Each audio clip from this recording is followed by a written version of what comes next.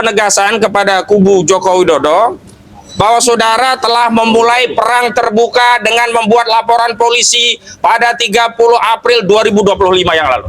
Dan hari ini laporan yang dilakukan klien kami bukanlah perang yang dimulai oleh klien kami, tetapi ini adalah balasan terhadap siapapun yang ada di kubu Jokowi yang terus membela dan membelanya dengan serangan-serangan yang di luar nalar. Hari ini sesuai dengan rencana yang sudah kami sampaikan, kami akan mengadakan konferensi pers sehubungan dengan telah dilakukannya pelaporan terhadap sejumlah nama, totalnya ada 7 orang yang berada di kubu Joko Widodo berkaitan dengan adanya dugaan tindak pidana yang kurang lebih sama dengan yang dilaporkan saudara Joko Widodo, yakni fitnah, pencemaran, menyerang kehormatan, yang itu semua sudah diterima oleh penyidik Polda Metro Jaya beberapa hari yang lalu. Saat ini kami apresiasi dari sisi penerimaan LP sudah diterbitkan LP, tetapi tidak cukup dengan hanya menumpuk LP dalam berkas. Kami juga ingin melihat lebih lanjut apakah polisi juga equality dalam konteks melakukan penyelidikan dan penyidikan, bahkan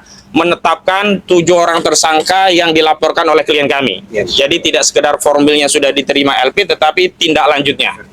Yang kedua, kami ingin tegaskan sikap kesatria klien kami yang tidak saja melaporkan peristiwa, tetapi spesifik juga menyebutkan nama-nama yang nanti juga akan dijelaskan Bung Gafur, yang itu mengkonfirmasi bahwa klien kami tidak ingin mengekstensifikasi laporan ini kepada banyak pihak, seolah-olah nanti akan banyak pihak yang tertuduh dilaporkan. Ini berbeda sekali dengan laporan saudara Joko Widodo yang saat itu hanya mengaku melaporkan peristiwa saja, tidak menyebut nama, tapi ternyata dalam LP yang dia tanda tangani itu justru sudah ada nama-nama.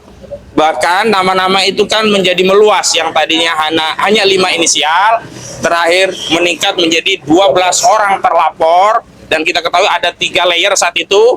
Layer pertama, layer aktivis, layer kedua akademisi, dan layer ketiga itu adalah layer media atau YouTuber. Pokoknya memang sebenarnya apa yang dialami atau yang dilakukan oleh Roy Suryo dan kawan-kawan itu adalah konteksnya sedang melakukan penelitian yang memang kesimpulannya menyatakan ijazah saudara Joko Widodo palsu, bahwa tentu saja saudara Jokowi tidak akan senang dan juga pendukungnya akan kecewa berat, meradang, meronta-ronta, ya, gulung-gulung begitu ya, karena kesimpulan itu palsu. Itu hal yang lain, tetapi itu adalah konteks dalam konteks penelitian, dan hari ini justru tidak ada konteks penelitian sama sekali. Apa yang dilakukan oleh kubu Jokowi melalui sejumlah nama, diantaranya adalah Mo1, Irjen Mo1, nanti ada penjelasan yang lainnya, itu sama sekali tidak punya underlying sebagai peneliti atau apapun.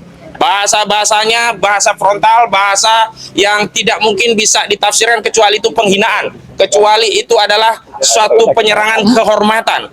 Jadi tidak butuh ahli, tidak butuh ahli bahasa, tidak butuh ahli sosiologi, tidak butuh ahli psikologi, tapi kita semua orang yang punya nurani, punya akal sehat, pasti akan setuju dan sependapat bahwa statement yang disampaikan oleh terlapor ini adalah tindakan-tindakan atau pernyataan yang terkategori menyerang kehormatan dan kemudian merendahkan marwah klien kami.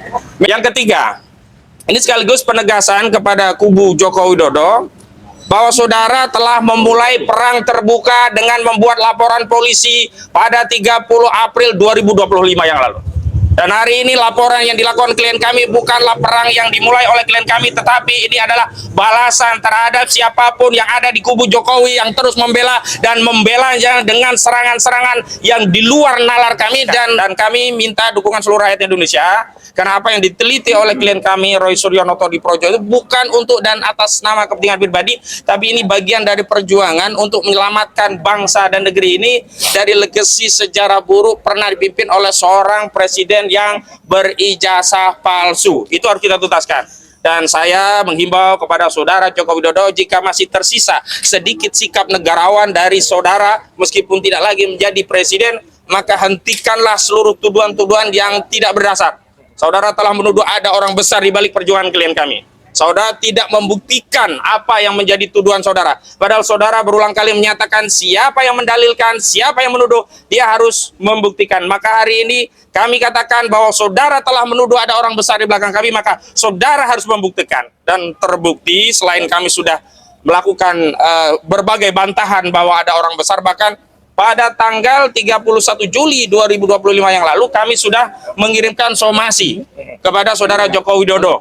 Tetapi sampai hari ini tidak respon, dan saat itu ternyata memang intensitas tuduhan itu turun. Baru kemudian di tanggal 4 Desember 2025, saudara Joko Widodo kembali mengulangi tuduhan orang besar saat diwawancara oleh stasiun Kompas TV.